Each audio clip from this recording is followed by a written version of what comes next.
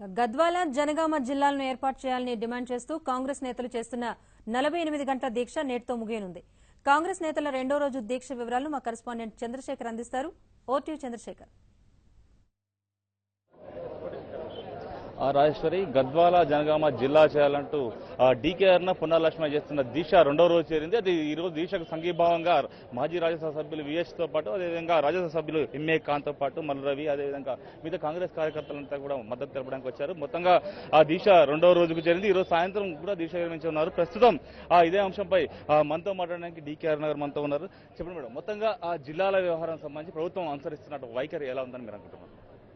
చాలా మొండి వైఖరితో ఉన్నట్టు కనిపిస్తా ఉంది. వాళ్ళ లాంగ్వేజ్, వాళ్ళ మాటల తీరు, వాళ్ళ ప్రెస్లో వాళ్ళు మంత్రులు కానీ వాళ్ళ పార్టీ వాళ్ళు కానీ మాట్లాడుతున్న తీరు చూస్తే చాలా మొండి వైఖరితో మీరు ఎవరేమి చేసుకున్నా మేము అనుకున్నది మేము చేస్తాం అన్న ధోరణి వాళ్ళు కనిపిస్తూ ఉంది. మాకు శాస్త్రీయత మీద నమ్మకం లేదు, ప్రజాస్వామ్యం మీద నమ్మకం లేదు, ప్రజల అభిప్రాయంతోనే ఏకీభవించము, మేము ప్రజల సౌకర్యం కోసం అనేది నమ్మకం లేదు, కేవలం మా రాజకీయం కోసం మేము జిల్లాలు చేస్తాం, మేము అధికారంలో ఉన్నాం కాబట్టి మా ఇష్టారాజ్యంగా మేము చేసుకుంటాం అన్నటువంటి ధోరణి వాళ్ళ మాటల్లో వ్యక్తమవుతా ఉంది. వాళ్ళ అంటే వాళ్ళు మాట్లాడుతున్నటువంటి తీరు వల్ల వ్యక్తమవుతా ఉంది. ప్రధానంగా చూసినట్టయితే నిన్న ఎంపీ కవిత మాట్లాడుతూ ఏ జిల్లాలు చేయాలనేది ముఖ్యమంత్రికి తెలుసు, గద్వాల కోటలో విశ్రాంతి తీసుకోవాల్సిందే అని చెప్పి మిమ్మల్ని ఆరోపించారు. దీపై మీరేమంటారు? ముఖ్యమంత్రి గారికి నిజంగా ఏ జిల్లాలు చేయాలో తెలుసుంటే ఈ రోజు అంటే కోటలో రెస్ట్ తీసుకునేటటువంటి అవసరం లేదు, కానీ మా ఇంట్లో నేను ఉండే అవసరం ఉంటుండే, ఇలా రోడ్డు మీద వచ్చి కూర్చునే అవసరం ఉండేది కాదు.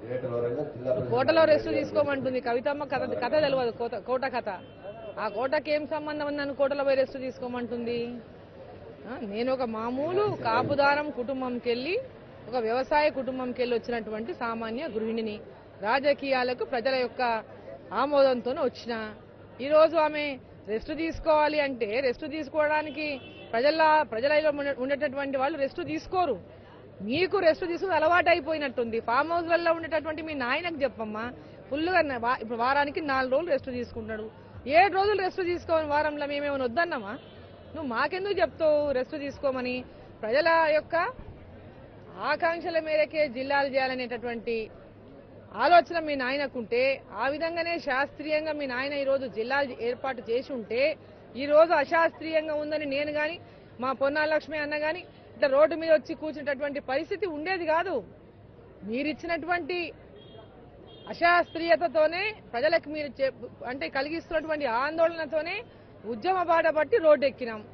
ఈరోజు అందరూ కూడా ఈ రాష్ట్రంలో ప్రశాంతంగా ఉండాలంటే ఒక ప్రజాస్వామ్యం ఉండాలా, ప్రజాస్వామ్యబద్ధంగా కాకుండా ఈరోజు కేవలంగా ఒక నియంత లాగా మేమన్నదే జరగాల, మేమన్నట్టుగానే ఈరోజు ఈ రాష్ట్రంలో జిల్లాల విభజన కానీ, మండలాలు కానీ, రెవెన్యూ డివిజన్లు కానీ, మేము మా అధికారం, మా పార్టీ, ప్రజలు మాకు అధికారం ఇచ్చింది కాబట్టి ఇదేదో రాజ్యం అన్నట్టు ఇష్టారాజ్యంగా ఇంకా ఎప్పటికీ చిరస్థాయిగా ఈ రాజ్యాన్ని చేసి ప్రజలకు అప్పగించినట్టుగా వాళ్ళు భావిస్తే తప్పు. మీరు ప్రజల మధ్యలోకి ఇంకో 2 ఏళ్లు పోతే ప్రజల దగ్గర పోవాల్సిన టైం దగ్గర పడుతుంది. ఈ జిల్లాల పునర్విభజననే మీ ప్రాణానికి యమపాశమై తీరుతుంది. ఇదే మీ పతనానికి నాంది అని చెప్పి సందర్భాన్ని నేను తెలియజేస్తా ఉన్నా. పునర్లక్ష్మి గారు కూడా ఉన్నారు ప్రస్తుతం. సార్ చెప్పండి, అంటే జనగామ జిల్లా సంబంధించి గత కొందాలు కూడా ఆందోళన ఉధృతం చేస్తున్నారు, చాలా పెద్ద ఎత్తున కూడా చేస్తున్న పరిస్థితి. అయినా కూడా ఎందుకు జనగామ జిల్లా విషయంలో ప్రభుత్వం ఇలా వ్యవహరిస్తుంది? అసలు ఆయన పద్ధతి ప్రకారం చేస్తలేడనే మా పార్టీ, అన్ని పార్టీలు కూడా అఖిలపక్షంలో చాలా స్పష్టంగా చెప్పినాయి. విధి విధానాలు, పారదర్శకత, శాస్త్రీయత, చట్టబద్ధత ఇవన్నీ ఉండాలని. వీటికి భిన్నంగా చేస్తున్న నేపథ్యం లోపల ప్రజాభిప్రాయం సేకరించకుండా చేసే కార్యక్రమాల మీద ప్రజాభిప్రాయ సేకరణ చేస్తామని డొంక తిరుగుడు సమాధానాలు చెప్తూనే ముసాయిదాను ప్రకటించడం, ముసాయిదాను కేబినెట్లో ఆమోదించడం, మళ్లీ తర్వాత సమీక్షలు చేయడం, అది ఇదైంది. ఇవాళ కొత్త కాదు, ఏదో మోసం చేయడానికి చేసే ప్రక్రియ, రాజకీయ కోణంలో కుట్రలు చేసే కుట్ర. ఇక చూడండి, కేసీఆర్ అటు తిరిగి ఇటు తిరిగి మళ్లీ 0 నుంచి స్టార్ట్ అట. ఇప్పటికీ 18 సార్లు న్యాయస్థానాలు ముట్టికాయలేసినాయి. ఒక రాష్ట్ర ప్రభుత్వాన్ని 2 సంవత్సరాల పరిపాలన కాలంలో ఈ దేశంలో ఏ రాష్ట్రంలోనైనా న్యాయస్థానాలు ఇన్ని పర్యాయాలు మందలించినాయనే మాట మనం తెలుసుకోవాల్సిన అవసరం ఉంది. ఇవాళ మల్లన్న సాగర్ది మొదటికి వచ్చింది, అన్ని కలిపి కొత్త చట్టం తీసుకొస్తామని ఇప్పుడు మాట్లాడుతున్నాడు. మేము అదే చెప్పాము, మీరు పారదర్శకత లేదు, విధి విధానాలు లేదు, ప్రభుత్వం ఇది లేదు, చట్టబద్ధత కోసం జ్యుడిషియల్ కమిషన్ ఏమన్నాము అది వేయలేదు. మేము న్యాయస్థానంలో వెళ్తాం.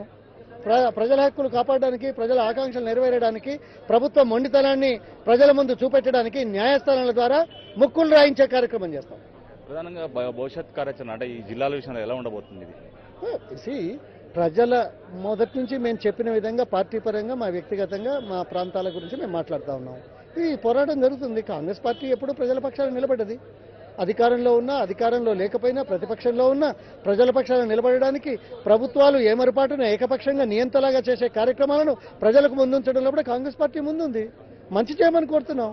మీ మీద అసూయతో ఈర్ష్యతో మేము మాట్లాడడం లేదే. మీరు చెప్పిన మాటే ప్రజాభిప్రాయం మీరు ఎక్కడ తీసుకున్నారు ఇప్పటి వరకు? అందుకోసం మా కార్యక్రమాలు నిరంతరం కొనసాగుతాయి. ప్రజాభిప్రాయం మేరకు ప్రజల ముందు మీ కార్యక్రమాలు ఎండగడతాయి.